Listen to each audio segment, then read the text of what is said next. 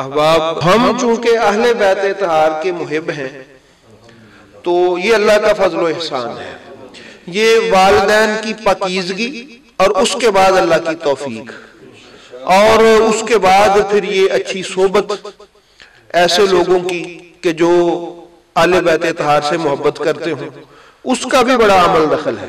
بہت سارے ایسے اچھے لوگ ہیں کہ جن کے ماں باپ بھی پاکیزہ ہیں لیکن وہ دور ہیں اس ذکر سے، اس لیے کہ ان کو وہ صحبت میسر نہیں۔ تو احباب گرامی، اہل بیت اطہار کی بڑی شانیں ہیں۔ سورہ الرحمن اس کی جو آیہ کریمہ ہے، مرج البحرین یلتقیان بینہما برزخ لا یبغیان یخرج منہما اللؤلؤ والمرجان فبأی آلاء ربکما تکذبان۔ یہ تفسیر الدر المنصور میں ہمارے حضرت جلال الدین سیوطی رحمۃ اللہ تعالی علیہ نے اس آیہ کریمہ کی جو شروحات کی ہیں اس میں ایک شرح انہوں نے بھی یہ کی ہے کہ مرج البحرین سے مراد سیدہ کائنات اور مولا کائنات مولا علی علیہ السلام ہے، یعنی دو دریا جو ہیں ملے ان سے مراد وہ ہیں، اور بینہما برزخ اور وہ جو ایک پردہ ہے اس سے مراد سرکار دو عالم ختمی مرتبت خاتم النبیین حضرت محمد مصطفیٰ صلی اللہ علیہ وسلم مراد ہے۔ اور یخرج منہم اللؤلؤ والمرجان، اور لؤلؤ والمرجان سے مراد شہزادہ حسن اور شہزادہ حسین علیہ السلام۔ تو احباب گرامی یہ انہوں نے بھی لکھا ہے، ہمارے بزرگوں نے، تفسیر الدر المنصور میں بھی یہ موجود ہے۔ میں یہاں آپ کے سامنے پڑھ رہا ہوں، حضرت ابو ذر غفاری رضی اللہ تعالی عنہ فرماتے ہیں، وہ فرماتے ہیں کہ حضرت امام جعفر صادق علیہ السلام جو ہے انہوں نے اس کو روایت کیا ہے حضرت ابو ذر غفاری رضی اللہ تعالی عنہ سے۔ انہوں نے کہا ہے ینابی المودہ میں، حضرت یہ جو ہمارے بزرگ ہیں سلیمان بن ابراہیم الحسینی القندوزی الحنفی السنی، انہوں نے اس روایت کو انہوں نے بھی اپنی اس کتاب میں نقل کیا۔ وہ ایک میں نے بتایا کہ حضرت سیوطی رحمۃ اللہ تعالی علیہ نے، اور ایک یہ ہمارے سلیمان حنفی سنی انہوں نے بھی اس کو ذکر کیا اپنی کتاب میں حضرت سیدنا امام جعفر صادق علیہ السلام سے، اور انہوں نے اپنے آباء و اجداد سے حضرت ابو ذر غفاری رضی اللہ تعالیٰ عنہ فرماتے ہیں کہ ان هذه الآیہ نزلت فی النبی صلی اللہ علیہ وآلہ وسلم وعلی وفاطمہ والحسن والحسین علیہ السلام، کہ یہ ان 5 ہستیوں کی شان میں اللہ نے نازل فرمائی۔ اور پھر جو مزیدار الفاظ ہیں اس روایت میں نے پہلی مرتبہ یہ پڑھے ہیں، بڑے خوبصورت الفاظ ہیں اور خوبصورت بھی ہیں، مزیدار بھی ہیں اور ڈر جانے والے بھی ہیں اور خوف کھانے والے بھی ہیں، ہدایت پکڑ لینے والے بھی ہیں اور اللہ کا خوف کھانے والے بھی ہیں۔ وہ کیا ہے؟ سرکار نے فرمایا فَلَا يُحِبُّهُمْ إِلَّا مُؤْمِنٌ، ان سے محبت نہیں کرے گا مگر مومن، یعنی مومن سے محبت کرے گا۔ وَلَا يُبْغِضُهُمْ إِلَّا كَافِرٌ، منافق کے الفاظ تو ہم دوسری روایات میں پڑھتے ہیں کہ کافر ہی ان سے بغض کرے گا، منافق کرے گا یا پھر یہاں الفاظ کافر کے اللہ تعالیٰ محفوظ فرمائے۔ تو پتہ چلا ان کا بغض کفر کی طرف لے جاتا ہے انسان، جن کو ان کی عظمت جو ہے وہ ہضم نہ ہوتی ہو، اچھا نہ لگتا ہو یہ ذکر اور اس کو تکلیف ہو جائے، تو اس کے بارے میں یہاں الفاظ ہیں اور آگے میرے نبی پاک کی وصیت ہے۔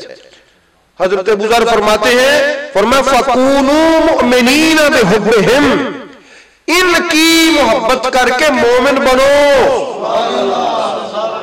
ان سے محبت کر کے کیا بنو؟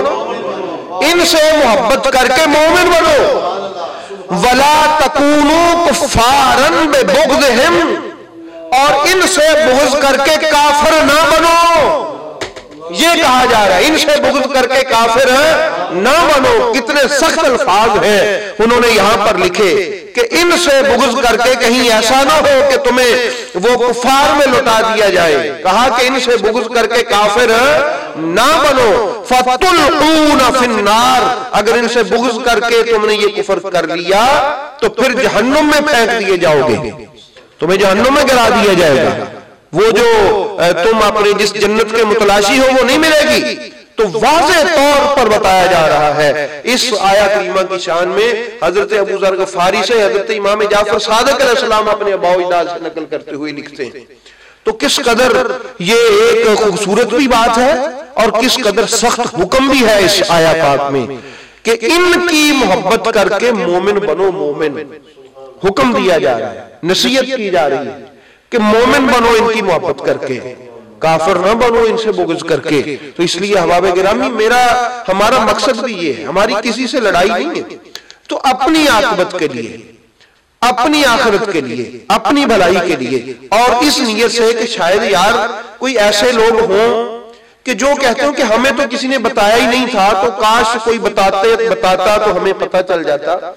علماء اہل بیت کے ساتھ محبت کرنے والے وہ اپنی حیثیت کے مطابق جو ہر طور میں مجھ کم حیثیت اور کسی حیثیت کا لا شے ہوں, میں ادنا ہوں, پست ہوں, احقر ہوں, کسی حیثیت کا مالک نہیں ہوں, لیکن خوشی ہے اس بات کی کہ نوکری پنجتن پاک کی کر رہا ہوں.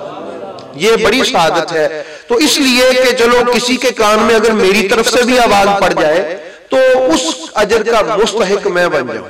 تو اس کے لیے کئی کچھ ہوتا ہے. لوگ کہتے ہیں یہ شیعہ ہے, یہ رافضی ہے, یہ گستاخ صحابہ ہے, یہ فلاں ہے. تو کہتے رہے, ہم تو بھئی اپنی نوکری دے رہے ہیں.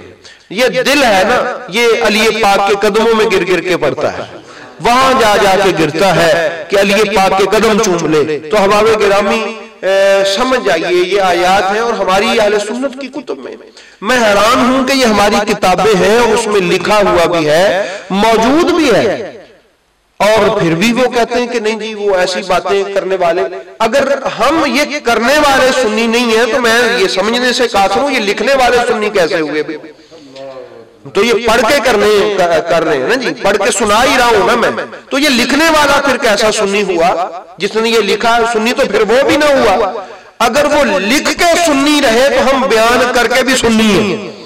اس لیے احباب گرامی اللہ تعالیٰ ہمیں مولا کائنات مولا علی علیہ السلام کے خاندان اور ان کے جو گھر بار والے ہیں, اللہ پاک ہمیں بھی ان کی غلامی پہ زندگی موت عطا فرمائے. اور یہ سمجھ جانا چاہیے کہ ان کی محبت ایمان دیتی ہے اور ان کا بغض کفر کی طرف لے جاتا ہے. تو اللہ تعالیٰ ہمیں ان کے محبین میں زندہ رکھے اور ان کے محبین کے قدموں میں اللہ تعالیٰ ہمیں مشہور فرمائے. اللہم صلی علی محمد وعلی آل محمد وبارک وسلم.